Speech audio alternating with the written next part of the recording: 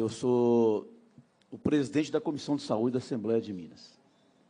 E eu queria ter participado desde o primeiro momento, mas, infelizmente, a gente teve uma reunião neste horário da Comissão de Meio Ambiente, discutindo o problema sério da contaminação das nossas águas por agrotóxicos.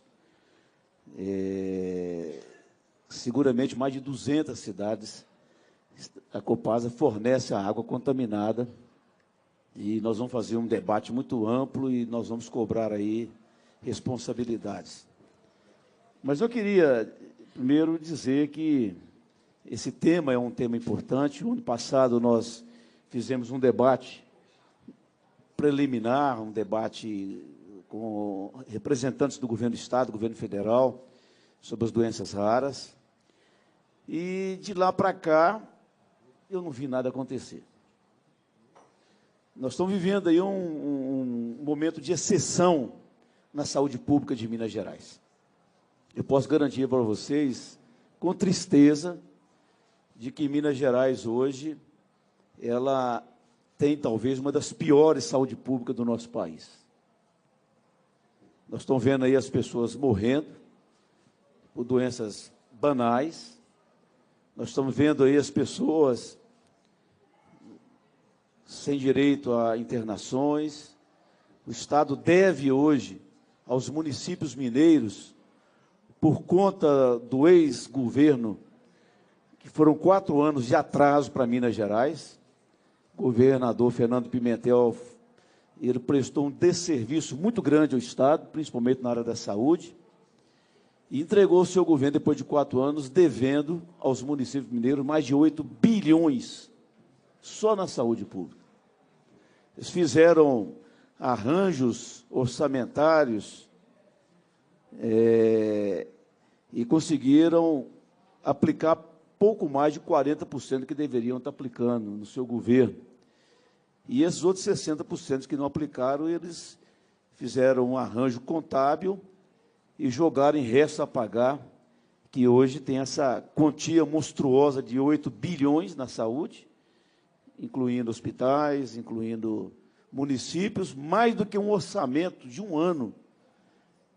E nós estamos aí lutando para que esse governo, que veio com a proposta nova, para que não caminhe no mesmo rumo. A Comissão de Saúde está apresentando uma emenda constitucional em que o governador ele não pode deixar como resta a pagar quantia superior a 15% só. Então, é um trabalho que vocês nem imaginam, um trabalho muito grande. O que isso tem a ver com as doenças raras? Tudo. Porque no momento em que o governo ele aplica o que a Constituição lhe obriga a aplicar verdadeiramente, e não os arranjos contábeis como ele está fazendo, vai ter mais dinheiro.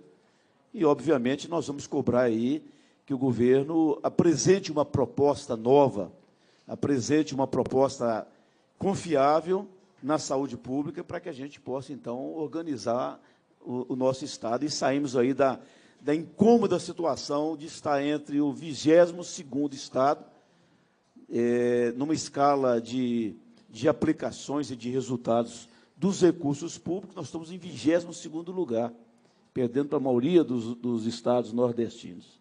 É uma vergonha. Agora, a gente vê uma luz aí no fim do túnel. A gente vê aí de que as doenças raras, elas precisam efetivamente de ter políticas públicas. Alguém falou aqui em políticas públicas, em participação, e o que vocês estão fazendo aqui hoje é fundamental. Se o secretário não veio aqui hoje, no dia 19, eu queria já deixar o convite aqui ao Zé Guilherme, vai dar numa quarta-feira, 19 agora desse mês, às 14 horas, ele vai ter que vir à Comissão de Saúde para prestar contas do primeiro quadrimestre dele, do governo Zema, e para que ele possa responder os questionamentos. E dentro dos questionamentos que nós vamos fazer, nós vamos incluir essa pergunta, né, sobre o que o Estado pensa a respeito disso, o que o Estado pensa em ter centros de referência. Eu acho que isso é fundamental. Nem todos os maiores hospitais de Minas Gerais estão preparados para atender as doenças raras. Há um desconhecimento muito grande. A gente sabe que são milhares de doenças raras, né? Para cada 1,3 paciente com doenças raras, nós estamos aí inseridos em 2.000 cidadãos. Veja bem que não é tão raro assim não e que precisa de políticas voltadas para isso. Então, nós vamos aí procurar fazer os questionamentos e procurar entender de que, mesmo na escassez de recursos, mesmo nas dificuldades que nós estamos passando, tem que fazer parte das ações governamentais. Eu vejo aí o Júlia Kubitschek, como foi dito, especialista aí em doenças pulmonares. Eu vejo o João Paulo II, né, que é o Centro de Referências em Pediatria. Eu tive lá, eu fiquei encantado com o que aquele hospital faz com tão pouco, né? E ao seu lado o João 23, que hoje, para nós, era uma referência em urgência e emergência, que hoje eu recomendo que, se tiver qualquer problema de urgência e emergência, não vá para o João 23.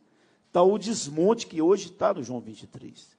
A falta de funcionários, a falta das equipes médicas, a falta de recursos para poder consertar de um simples monitor cardíaco, que quando quer uma peçazinha que custa R$100, eles estão colocando dentro de uma sala muito grande por falta de gestão. Na verdade, é falta de gestão. Os pacientes tomando banho frio porque não tem dinheiro do Estado para comprar o óleo diesel para aquecer as caldeiras, que não tem dinheiro para comprar as fraldas geriátricas. Então, é esse grande hospital que, há pouco tempo atrás, falava assim: se eu tiver algum acidente, pelo amor de Deus, me leva para o João 23. E nós temos a obrigação de reconquistar tudo isso. Então, as doenças raras, elas precisam sair das portas da judicialização, que também é uma desmoralização à justiça brasileira, que vem o defensor público, recebe um pai com um filho com doenças raras, ele entra com o processo, o Ministério Público atende prontamente e vai para o juiz despacha, mas não atende. Né? Então, nós temos que lutar para que a gente possa ter acesso à caneta de decisão, tanto do governo do Estado quanto do governo federal, que teve que ir ao Supremo Tribunal Federal para poder fazer parte do rol de medicamentos do SUS, do Esperança, que hoje salva vidas, que a gente sabe perfeitamente. E ainda existe cretinos que falam assim: mas como é que o SUS vai pagar R$3 milhões por uma ampola de medicamento, sendo que o povo está morrendo na porta aí por falta de atendimento básico? Tem dado uma coisa a ver com outra, comparação que está na cabeça de pessoas que não conhecem o sofrimento, que não conhecem, né, a luta que tem um pai que tem uma doença, que tem um filho com atrofia, né, espinhal, e que precisa do medicamento. Então, eu estou aqui hoje, eu fiz questão de vir aqui, eu deveria estar participando agora de um encontro de lideranças, de presidentes de comissões, mas vou para lá agora, mas eu não poderia trazer a minha palavra dizendo que a briga que hoje se trava nessa comissão, que é a defesa dos deficientes, pessoas com deficiência, é a mesma briga que nós temos na Comissão de Saúde. E no dia 19, eu quero ter esse questionamento, falei com o secretário: o senhor vem, o senhor não está vindo aqui porque o senhor quer, não, o senhor está vindo aqui porque o senhor é obrigado a vir. Nós tivemos que aprovar uma lei, uma legislação, obrigando os secretários a vir aqui trimestralmente para que ele possa estar diante da população, diante da TV Assembleia, diante das redes sociais, do YouTube e tal, para que possa se explicar. E ele vai ter aqui, ele vai ouvir, tanto de mim quanto do deputado José Guilherme, essa questão que aflige milhares de pessoas aqui em Minas Gerais, né? E nós vamos tomar aqui hoje, como uma lição que eu estou saindo aqui, um dever de casa mesmo, para a gente poder levar adiante essa integração de hospitais. Não importa que o Hospital das Clínicas seja um hospital federal, que o Júlia Kubitschek, que faz parte da rede FEMIG, que também está numa situação desesperadora.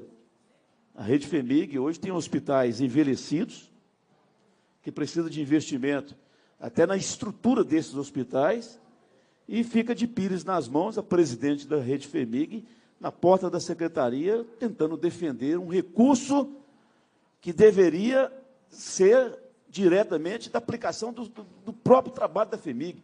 A FEMIG trabalha, ela gera recursos para o Estado, isso cai no Caixa Único do Estado, numa vergonha, e depois vem a presidente da FEMIG defendendo aí muito menos da metade do que ela produz para poder tocar esses 20 hospitais que ela tem aqui em Minas Gerais. Tem que mudar. Recentemente, agora, nessa reforma administrativa, nós conquistamos a autonomia financeira do IPSENG, na área da saúde. Foi uma luta. O Hospital Israel Pinheiro, que é a maior referência do IPSENG, estava lá, numa situação de dar dó, de dar pena.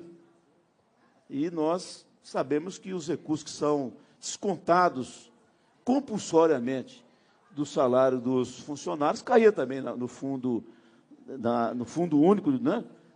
E agora nós recompusemos essa autonomia financeira do hospital do IPSENG. E nós vamos partir para isso, para a rede FEMIG também. Porque não é possível. Ou você tem 20 hospitais que efetivamente possa atender a nossa população, inclusive alguns deles em questão das doenças raras, ou eles vão ter que repensar essa rede FEMIG. Da forma que está, não está dando mais, não tem jeito. Tem hospitais que estão em goteira, que tem sala de bloco cirúrgico com mofo, que precisa do básico do elementar. Então, essa é a saúde que nós temos aí, esse desafio que temos pela frente. E, como médico, como presidente dessa comissão, eu vim aqui hipotecar a minha total e restrita solidariedade, mais do que solidariedade, o meu comprometimento para que a gente possa, diante de reuniões iguais a essa, levar adiante planos dessa integração e tentar fazer com que Minas Gerais tenha pelo menos o mínimo necessário, um programa de governo, um programa efetivo para que a gente possa atender aos milhares de casos, os pacientes de doenças raras. Grande maioria são doenças genéticas, sabemos que mais de 30% das crianças morrem antes dos 5 anos de idade, e nós sabemos que muitos casos que morrem no interiorzão bravo dessa Minas Gerais são sequer notificados, como o senhor disse, né? Então, a gente precisa ter esse comprometimento, eu estou aqui me comprometendo com vocês. Muito obrigado.